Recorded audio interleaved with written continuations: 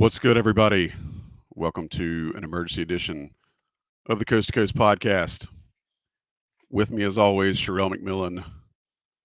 No Sean Moran. Sean is on a plane right now. I'm hoping Sherrell can hear me. Sherrell, you got anything? Thumbs up? Thumbs down?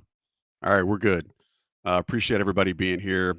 This is an emergency edition of the Coast to Coast, as you guys are well aware. Some news broke today that Simeon Wilcher has asked out of his national letter of intent from North Carolina. So this show obviously is brought to you by Johnny T-Shirt.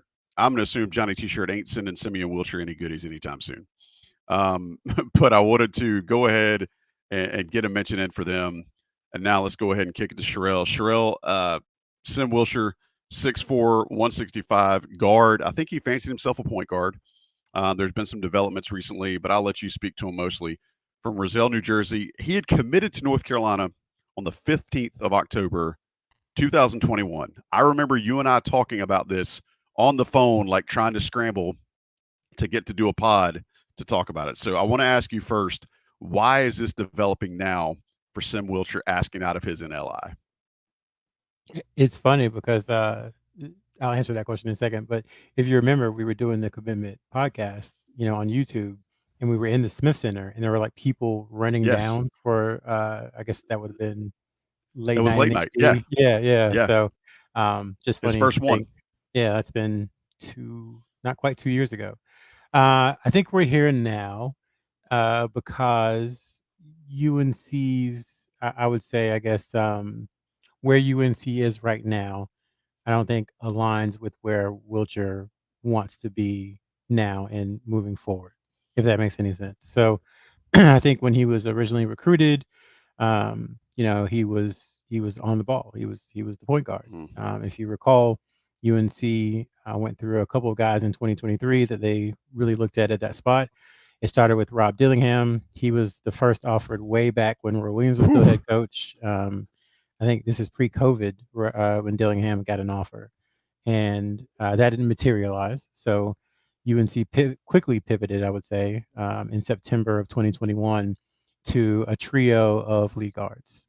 It was Isaiah Collier, who's down from Atlanta, who's going to USC. It was London Johnson, who was going to OTE, also down from Atlanta, and it was Wilcher.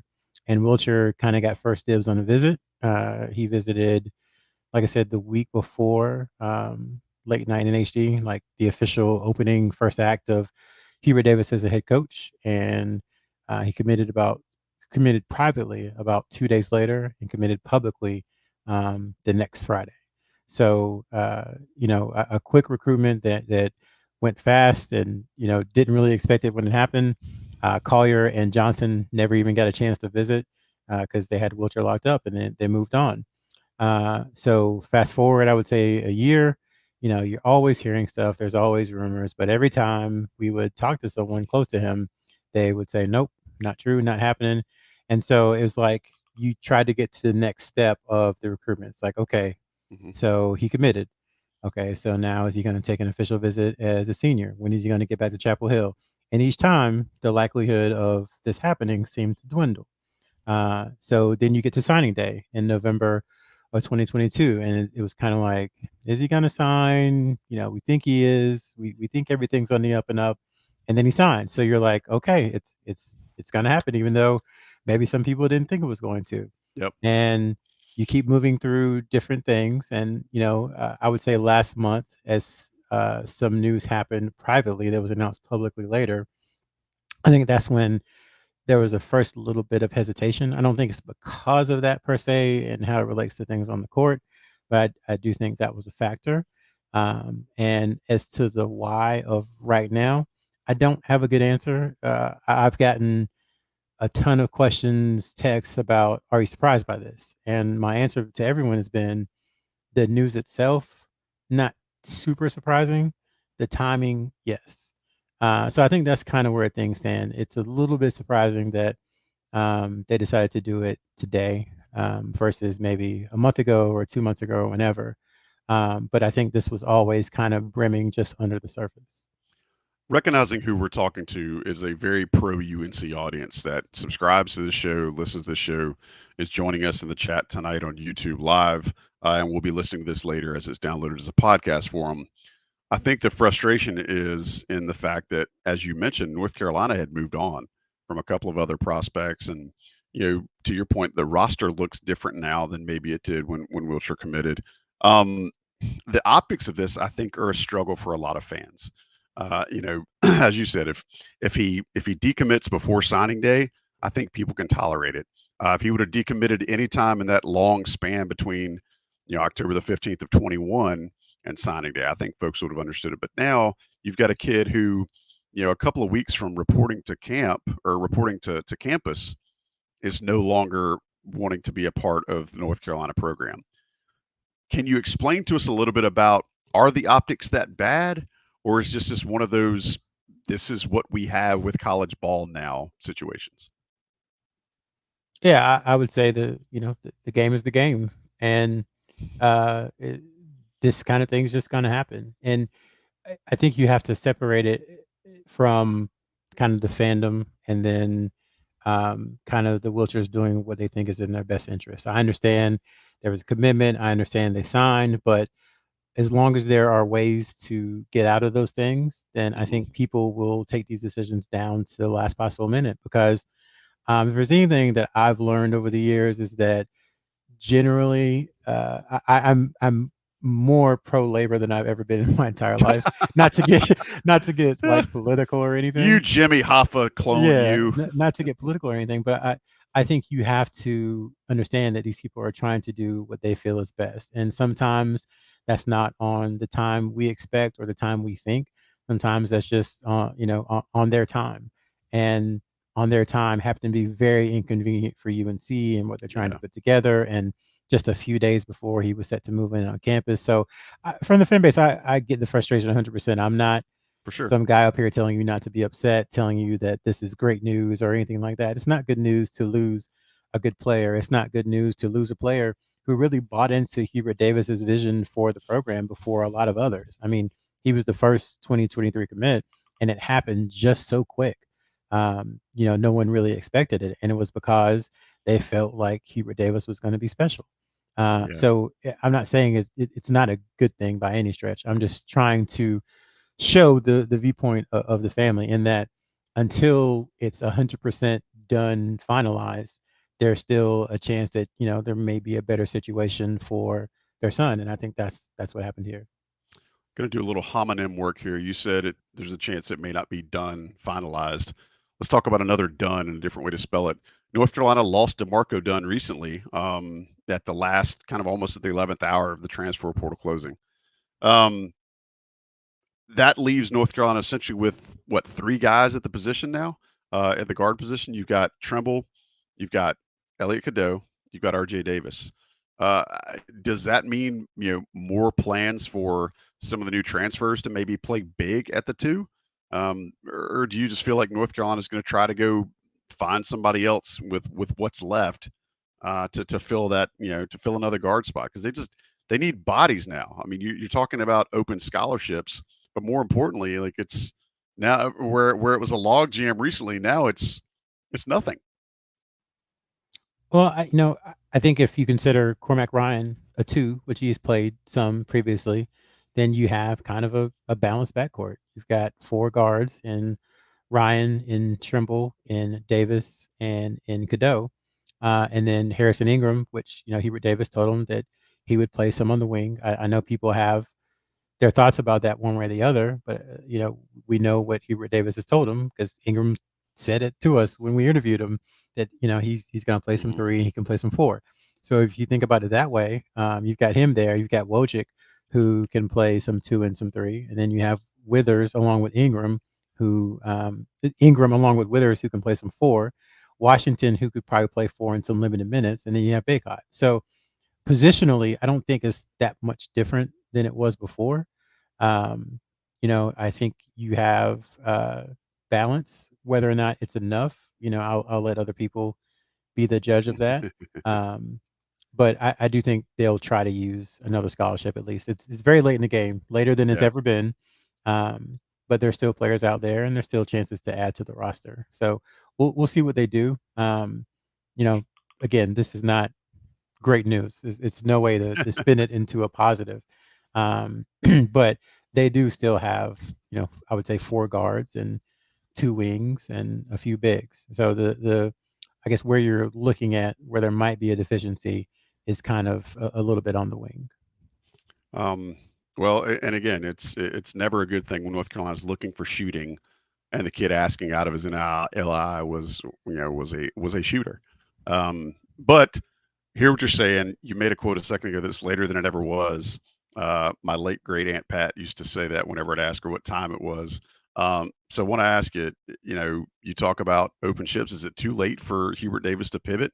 I mean, it may be too late for him to pivot in the 23 class, but we've seen crazier things in the past. What do you think happens, or is it just too early to tell? Um, from a sourced reporting standpoint, I think it's too early to tell.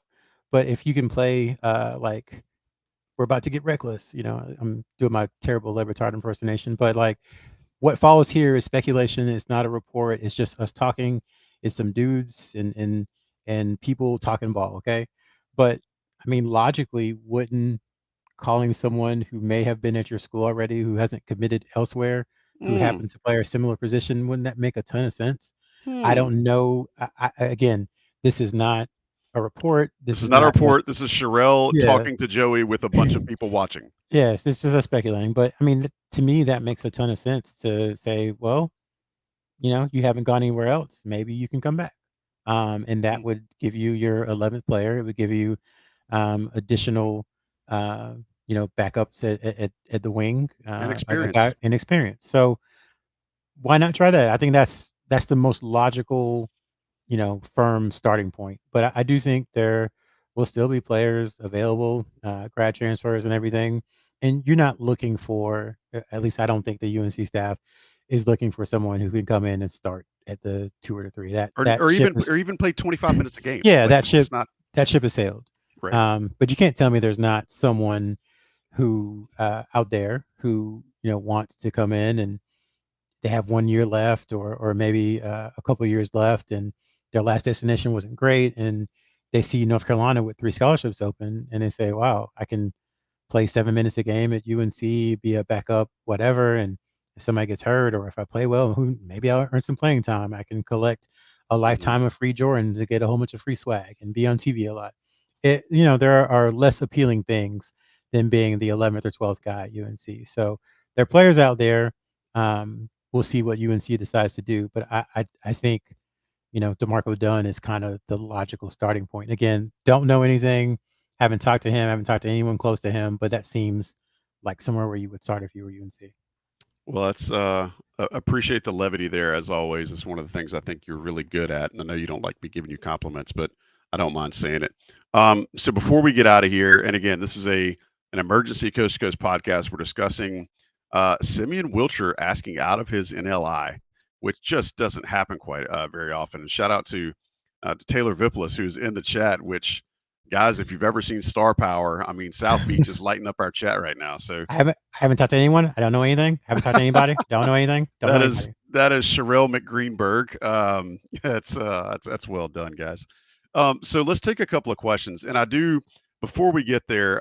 Just speaking from a leadership standpoint, and anybody you've ever heard before. I know Mac Brown likes to use this a lot, but I mean, just in my own career and some of the best mentors I've ever had, people are saying don't let the player out of his NLI.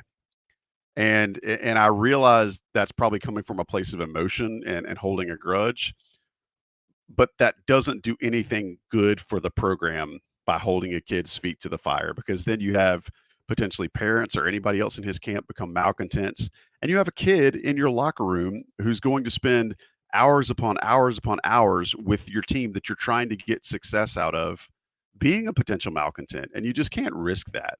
I understand that the knee jerk reaction say, well, don't let him out of it, he signed in LI, like, make him learn. I get that, that's legit.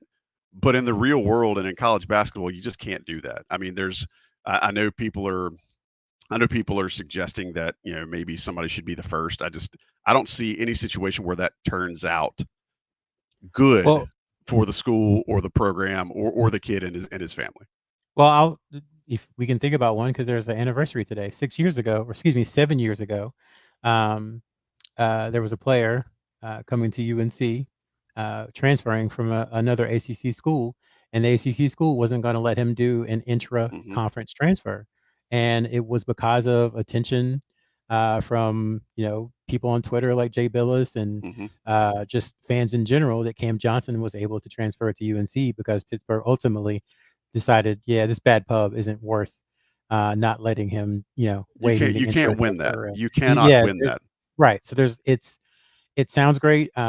Jason Cable to this day, I think, is haunted by something he did at Appalachian State. There was a player who had signed with him and he wanted to go elsewhere and they didn't let him go. And he made the kid sit for a year. And, the Jeff Goodmans of the world, the people who really have the pulse of college Hmm. basketball kind of let Jason Cable have it. And you can't tell me that that hasn't hurt his coaching career. Obviously, the wins and losses are part of it too.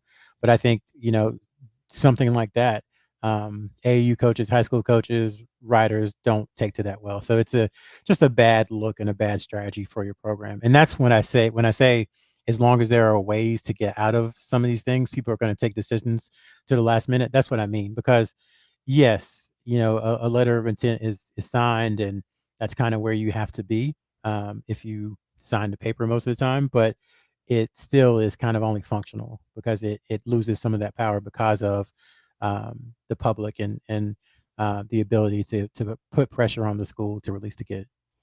I want to go to a comment that Trip McIntyre made. I'm sorry, a question that Trip McIntyre made earlier in the show, and I want to make sure we address it because I think it's a good question. Is the new norm to only have 6 or 7 guys because no one within the top 200 players believes they shouldn't play 30 minutes a game their freshman year? So to reword that, is the strategy now going to be only take 6 or 7 scholarship guys because or blue chip guys? And this has kind of been permeating even back to when Roy Williams is still coaching. Is a strategy now to only take a couple of blue chip guys because everybody seems to think that they're going to be a starter in year one, walking onto campus? Yeah, yes and no. I don't. I'll say yes and no is my official answer. I think there are. I don't think every player in the top 30 or in the top 200 wants to play 30 minutes a game. Wants to, but it's not a requirement for them to do so. Hmm. I think part of it is coaches really identifying um, who is in the person's life, who is in their ear, and kind of what their goals are, and being very clear in the communication of what that player can expect if certain scenarios happen. So I think to me, it's more of a crystal clear communication slash almost being blunt to a point Hmm. of saying, this is where I see you. This is what I expect of you. If you do X, Y, and Z, you might be able to get X amount of minutes, Hmm. kind of almost like a formula. I think that's kind of where you have to be to have some roster continuity. You have to have guys who are buying into your program. And I don't think necessarily that you have to only have 6 or 7. I think you can have 10 or 11. It's just much harder than it used to be. It's Sure. still possible, but there are a lot more factors now than there were, you know, 3 years ago, let alone 20 years ago, that impact what kids decide to do ultimately when they go to a school or decide to transfer or whatever. So, again, my answer is yes or no, just because I do think they're out there. They're just a lot harder to find. And then once you get them, they are harder to keep. And let's be honest. I mean, save for like 1% of the folks probably in this chat or listening to this, and maybe up to 5% of folks listening to this as a podcast, none of us have experienced this. So, like, we don't really understand all of the variables, and especially all the variables that happen now as the landscape is just so different, like Sherrill just said. Hey, man, I want to ask you this because a lot of people are asking. And I think it's a legit question.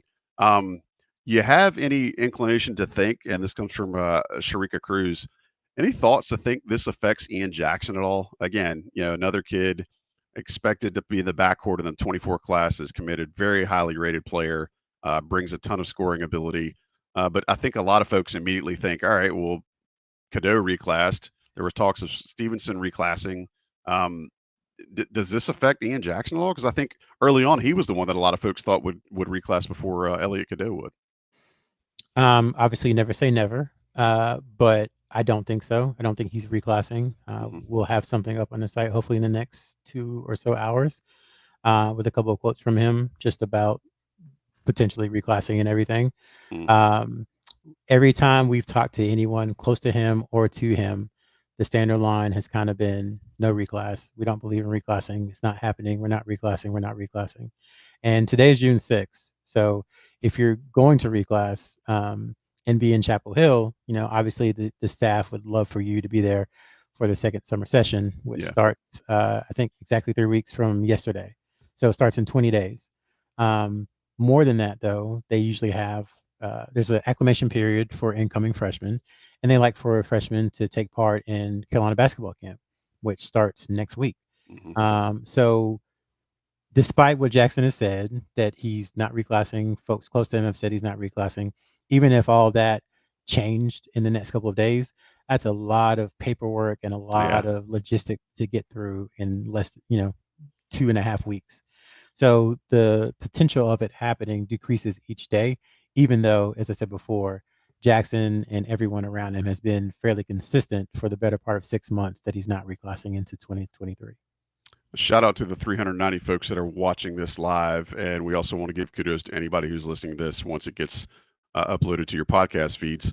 Sherrell, I want to ask you, do you feel like, and this is the tricky question, and I think it's kind of the one that everybody wants to ask when bad news comes out. Do you feel like this is some sort of endemic problem with the staff? Do you feel like this is something that's going to permeate in the future? Do you feel like this is, an isolated situation, or is this people really need to be freaking out about Hubert Davis and what his staff's able to do or not able to do? I mean, I think it's a fair question. The only two decommitments in the history of Carolina basketball have happened in the last, 11, 10 and a half, 11 months. Yeah. They're both in the class of 2023. So I understand the frustration from the fan base about that. Whether or not this is more a systemic problem for UNC as presently constructed, I don't think so. I think, well, let me put it this way. If you start looking at everything and saying, well, in this case this happened, in this case this Hmm. happened, in the end it's still the same issue. So um maybe there could be something there. I don't necessarily see it as being like a UNC deal. I see it as more of being these individual situations had some complexity that maybe wasn't fully understood or maybe wasn't expected. And when that happens, it's tough to kind of recover. You can be on it, but if somebody just doesn't want to be there, they're not going to be there. You can't force them, to Yeah. come and play. I mean, I guess you technically could, but who wants somebody who doesn't want to play for you Right. playing for you? You don't want So you don't want that around your team. yeah, so it's kind of I don't know. I don't think it's necessarily a UNC deal. I think these are some two particularly, like I said, complex situations that had other things going on. And I do think that North Carolina. Well, let's be honest. Let me back up a second. Let me be honest. So when you when you decide that someone like Elliot Cadeau, Hmm. you're going to recruit him. I think we've talked about this so many times, Joy. You have to recruit kids now in two classes. Yeah. So when you offer Cadeau last July, you say, we'll take you in 2023, we'll take you in 2024. Now, whether or not you necessarily believe that when it happens, that's what you say. You got to As you, sell it. but you got to sell it. As it gets closer to time for those decisions to be made, then you have to make decisions and you have to Hmm. start doing math. I think anyone uh, who logically looked at UNC's roster said, man, if they take Cadeau too, in addition to Wilcher and Dunn and Trimble already there, and Davis is coming back, and they signed Wojcik. I mean, that's a lot of people, and they signed Ryan. That's a lot of people to play, kind of in that 1 to 2 range. So, conventional wisdom would say, if you take Cadeau, you're probably gonna, you know, lose at least a guy or two. Not saying that all the actions are 1 to 1, but kind of the downflow, the result of that, kind of that butterfly effect is that you could lose some guys. So you have to consider that. And I think, Carolina must have done the math and said taking Cadeau was worth potentially losing, Hmm. Wilcher and potentially, or losing Wilcher and potentially losing one other. So I think it says a lot about how they feel about Elliot Cadeau, that they were willing to take him in Sure. 2023. But I think it also it's just a sad deal because, like I said, Wilcher has been committed to UNC for the longest time Yeah. and really bought into the program before anyone else did. So it's kind of the reality. You hate to see something like that happen so close to him enrolling at UNC, but that's where I think college basketball is. This is not something that's just happening to UNC. There was another, I would call it blue blood school, who lost a player who asked out of his letter of intent, who maybe wasn't quite highly as ranked, but was a highly ranked player, and it just happens. It it happened on Tobacco Road as well Mm-hmm. about a month ago. So Mm-hmm. it seems to be just one of those things. Yeah, and I would, again, we talked about this before the show tonight, Sherrell, about, we needed to bring our ledge talking shoes just to keep everybody from taking that head dive. But honestly, like this isn't good, like you said earlier, but it also does not mean the end of North Carolina basketball as we know it. I would caution anybody who is in that line of thinking right now to please pumpeth thy brakes. Um, and just consider like, hey, yeah, this sucks, but this isn't really the a trend, nor is it the end of basketball. Um, I think one of the things that a lot of people are upset about is I'm not going to be able to work Sim Wilcher into Johnny T-shirt reads in the future. Like if we're being honest, that's the real crime here. That's the real loss for everybody. Is that I'm not going to be able to talk about Simeon Wilcher walking into East Franklin Street in Chapel Hill and getting Johnny T-shirt goodness, and that's a shame. That is going to be hard for the fan base, Inside Carolina subscribers, and all of America to deal with. But I will say, if you're missing your Sim Wilcher Johnny T-shirt connection, fear not, because there is a connection to be made for you. If you just go to johnnytshirt.com yourself or stop in the store, use your premium code. If you're a premium subscriber, get an extra 10% off. They're already great prices, amazing selection. It's summertime. Go get you a sweet UNC tank to wear when you're headed to the beach this summer. We appreciate Johnny T-shirt sponsoring Inside Carolina content, including emergency podcasts like this very one that you are a part of tonight. We're thankful for them. Cheryl, is there anything else you want to mention before we get out of here tonight? And again, over 400 people watching this live. It was pretty impressive. So thank you guys for being here. Yeah, I would say, in my personal opinion, you can take that for whatever it's worth. If it's worth something to you, great. If it's not, that's fine as well. I don't think this is a situation of a player, as the young people would say, ducking the smoke or anything like that. Um, I think it is more complex to that, and it's pretty reductive to just say, "Oh, he didn't want to compete." Um, I just knowing Wilcher and knowing the family, I don't particularly buy that. Some of the things I don't think we probably will ever be able to fully get into, but I think you should dissuade yourself of the notion that it was just he didn't want to compete, because I don't think that's the case. He's No cap. Say no cap to that. All right. And I want to, yeah, and I would no, say that to everybody who's listening, um, again, sucks tonight. Take a deep breath. Hang out with your kids, pet your dog, touch some grass, whatever. Things will get better. And like Sherrill said, it would make sense for North Carolina to try to do something to fill some scholarships relatively soon. We don't know that, but just hang tight because for every bad, there's always a good. Um, I think that's it, dude. I don't have a ton else to add. Again, 3 open scholarships now. Sherrill kind of talked about the spots and who's going to play where, but obviously, as things change or as things materialize, Inside Carolina will be on top of it. So just stick around, watch IC, and if you're not a premium subscriber, nights like these are when you absolutely should be because you'll get the real story. Sherrill, I appreciate you making time tonight. Thanks to everybody for being a part of the show. If you're listening to us on podcast, make sure you rate and review us. If you have not subscribed, make sure you do that too. But until next time, for Sherrell McMillan, for Sean Moran, who's not with us, I know he would like to be here and he's here in spirit.